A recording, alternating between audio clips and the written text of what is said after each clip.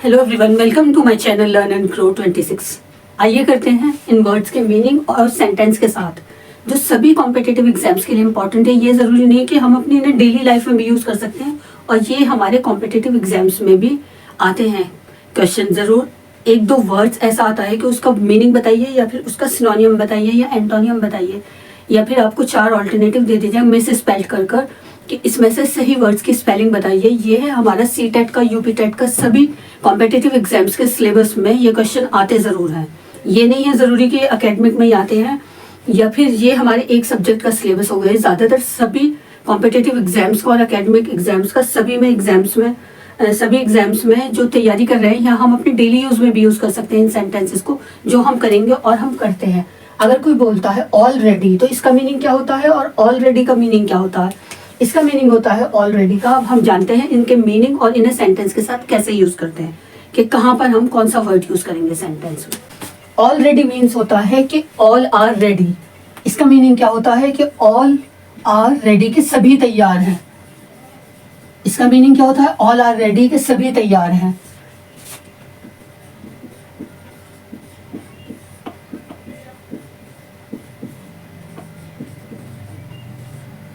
कि सभी तैयार हैं, इसका मीनिंग क्या होता है? सभी तैयार हैं। और इस ऑलरेडी का मीन्स क्या होता है? अर्लियर, कि पूर्व। इसका मीनिंग क्या होता है? पूर्व, कि पहले, कि मैंने आपको पहले ही इन्फॉर्म कर दिया था कि इसमें ये चीज नहीं है, या इस सब्जेक्ट में ये क्वेश्चन आएंगे, या इसमें ये टॉपिक आएगा। तो इस पर सेंटेंस हम क्या बनाएंगे? They all were ready to welcome the bride, के सभी लड़कियां तैयार थी ब्राइड का वेलकम करने के लिए। क्या बनाएंगे हम? दे ऑल वर रेडी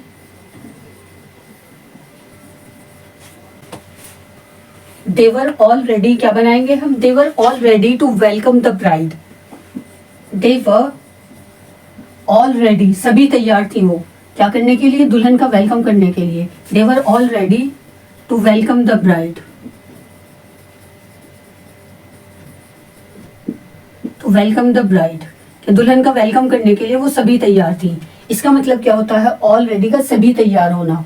और इस ऑलरेडी का मीन्स क्या होता है? कि प्रूव, कि I have inform you earlier, कि मैंने आपको पहले ही, I have inform you already, कि मैंने आपको पहले ही बता दिया था, या पहले अर्लियर बता दिया था। या ऑलरेडी, आई हैव कैसे यूज करेंगे? I have already inform you, कि मैंने उसे पहले ही बता दिया था। I have already inform him, कि आज वो कोई गलत काम ना करे, या आज कोई हमारे घर में गेस्ट आने वाले हैं तो कोई भी नोटिपन ना हो, तो इसलिए आई हैव ऑलरेडी इन्फॉर्म हम, के मम्मी पापा कहेंगे सभी बच्चों को समझा दें कि आज कोई शैतानी नहीं होनी है घर में, कोई मिस्टीवियस हरकत नहीं होनी है। तो I have already informed him, कि मैंने उन्हें पहले ही बता दिया है।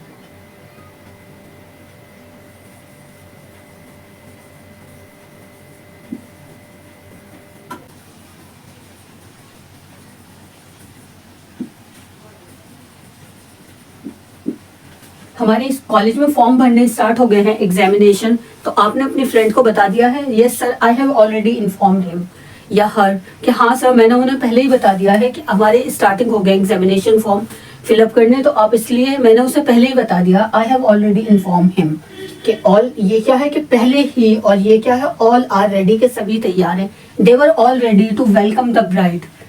अब चलते हैं नेक्स्ट वर्ड की साइड। आई थिंक आप लोगों को समझ में आ गया होगा कि इस ऑलरेडी का मतलब होता है कि सभी तैयार होना, और इस ऑलरेडी का मीन्स होता है कि अर्लियर, कि कोई काम पहले ही कर देना।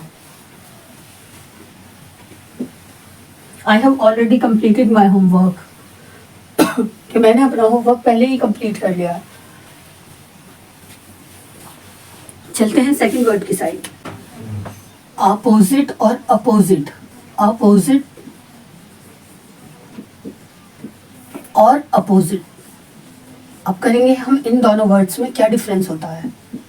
देखिए सिर्फ आ और ओ का डिफरेंस है, और इस अपोजिटिव का मीनिंग क्या होगा और इस अपोजिटिव का मीनिंग क्या होगा। इस अपोजिट का तो हमको सबको पता होता है ज़्यादातर, कि विपरीत के उल्टा, कि हमारा स्कूल बिल्कुल अपोजिट है, उनका घर बिल्कुल हमारे घर के अपोजिट है, in front of my house, या अपोजिट ऑफ माई हाउस। और इस अपोजिटिव का मीनिंग क्या होता है? इसका मीनिंग होता है एप्रोप्रिएट, सुइटेबल, प्रॉपर, कि कोई भी चीज़, किसी चीज़ की मतलब एप्रोप्रिएट, योग्य, कि वो उसके एप्रोप्रिएट है, वो उसके सूटेबल है, ये दोनों एक दूसरे को सूट करते हैं, सूटेबल है, ये प्रॉपर है हमारे ये यहाँ पर बिल्कुल प्रॉपर योग्य है, सही है, या ये कैंडिडेट इस जॉब के लिए प्रॉपर है, या फिर उसने जो हमें सब्जेक्ट में पढ़ाया वो हमारे सब्जेक्ट्स के ऑपोजिट नहीं था, कि अप्रोप्रिएट नहीं था, योग्य नहीं, कि उसने जो आर्गुमेंट दी थी अपनी, कि उसने क्या टॉपिक समझाया, या जो उसने अपने टॉपिक के हिसाब से जो आर्ग्यूमेंट करी थी वो उसके ऑपोजिट नहीं थी, उसके सब्जेक्ट के हिसाब से, जैसे के मतलब योग्य नहीं थी, उसके प्रॉपर नहीं थी, सुइटेबल नहीं थी, अप्रोप्रिएट नहीं थी। इसका मतलब क्या होता है? अप्रोप्रिएट।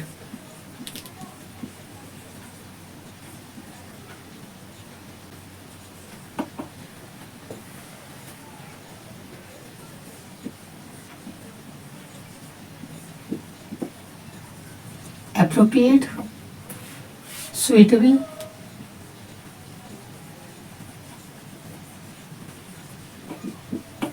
या फिर प्रॉपर, और इसे हम हिंदी में क्या कह देंगे? योग्य। कि लायक नहीं थी, योग्य नहीं। और इसका मतलब क्या होता है? कॉन्ट्ररी। कॉन्ट्ररी मीन्स विपरीत, मीन्स विपरीत, इन फ्रंट ऑफ। और क्या कहेंगे हम इसे? In front of. कि कोई चीज हमारे सामने हुई तो वो क्या है? हमारे ऑपोजिट हुई, तो इन फ्रंट ऑफ हुई वो। उसका घर मेरे घर के सामने है, ऑपोजिट है।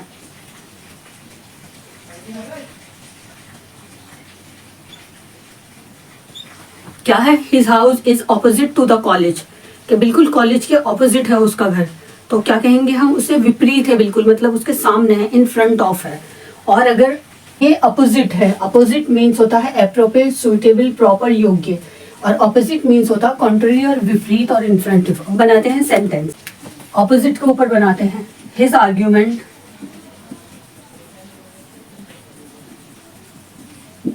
Were not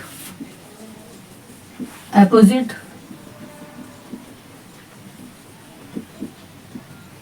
to the subject। उसने जो आर्ग्यूमेंट दी अपने सब्जेक्ट के ऊपर, तो वो अपोजिट नहीं थी, सुटेबल नहीं थी, प्रॉपर नहीं थी। और ऑपोजिट के लिए बनाएंगे हिज हाउस इज ऑपोजिट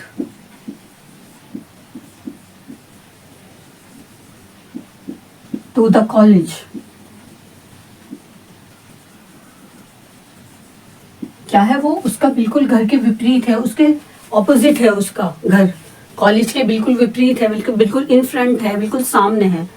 कुछ भी बोल सकते हैं हम यहाँ पर, सामने बोल दो, विपरीत बोल दो, कॉन्ट्ररी बोल दो, ऑपोजिट का मीन जो होता है वो। और his argument were not appropriate to the subject. ये क्या है? ये अप्रोप्रिएट है, ये ऑपोजिट, ये ऑपोजिट है, और ये अपोजिट है, ये ऑपोजिट है। क्या कैसे प्रोनाउंस करेंगे हम? इसे अपोजिट करेंगे और ये ऑपोजिट होगा।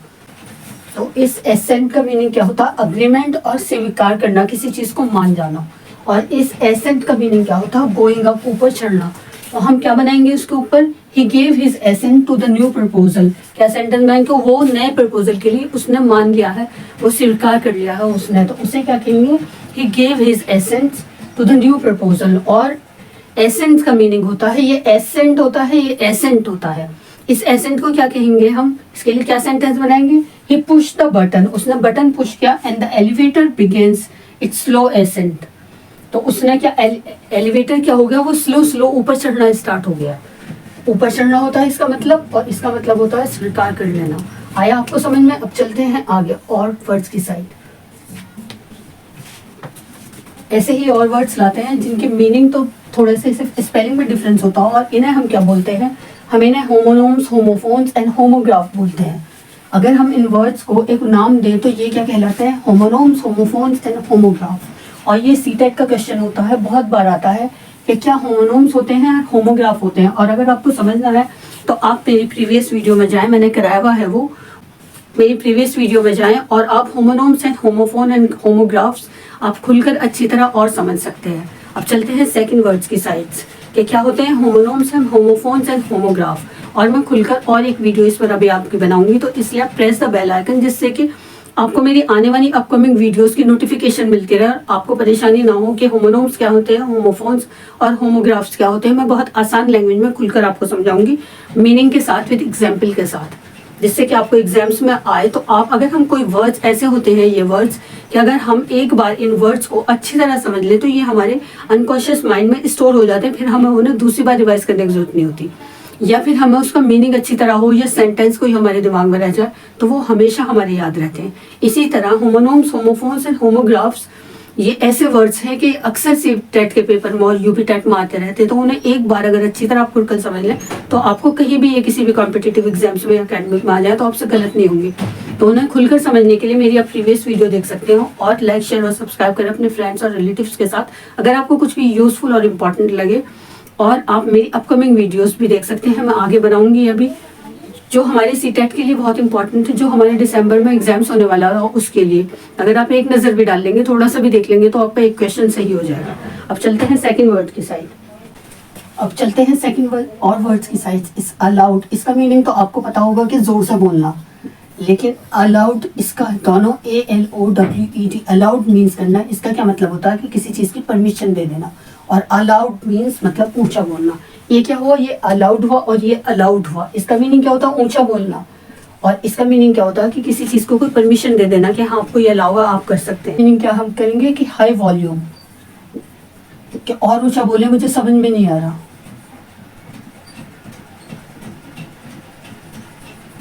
इसका मीनिंग क्या हुआ, हाई वॉल्यूम, और इसका क्या हुआ, परमिट, कि किसी चीज़ को परमिशन दे देना कि ये आपको परमिट मिल चुका है, आपको परमिशन मिल चुकी है कि आप ये काम कर सकते हैं। परमिटेड, कि आपको परमिशन मिल चुकी है, आप ये काम कर चुके हैं। अलाउड मीन्स क्या होता है, हाई वॉल्यूम, तेज बोलना, और अलाउड मीन्स क्या होता है, परमिटेड, किसी को परमिशन देना। इस अलाउड का मीनिंग क्या होता है, जोर से बोलना, हाई स्पीड, हाई वॉल्यूम, और अलाउड मीन्स परमिटेड, कि किसी को परमिशन दे देना कि आपको इसकी परमिशन, आप ये काम कर सकते हैं। जैसे आपने बहुत सारा सुना होगा कि हमें बस में परमिट मिल गया है कि हम यहाँ जा सकते हैं, तो वो क्या होता है, जिनके बस चलती है उन लोगों को पता होगा कि परमिट मिल गया है। परमिट हमारे यहाँ चलती थी, ट्रांसपोर्ट का काम था तो इसलिए मुझे पता है। तो क्या होता है कि परमिट मिल जाना, कि परमिशन मिल जाना, या किसी भी काम को कि आपको ये बिल्डिंग कंस्ट्रक्ट करने का वो सब परमिट मिल चुका है, परमिटेड है। आपने बहुत बार सुना होगा, ये कोई भी किसी के जब बड़े, जिसके यहाँ के कोई अपना बिजनेस करते हैं, वो लोग अक्सर कहते हैं कि हमें इसकी परमिशन मिल गई, हमें परमिट मिल गया। तो हम उसमें सेंटेंस क्या बनाएंगे, चलिए मेरे साथ करते हैं। इसमें तो आप लोगों को पता है कि कहेंगे please speak allowed, I can't hear you, कि मैं आपको नहीं सुन सकता, आप थोड़ा जोर से बोले, वॉल्यूम में बोले।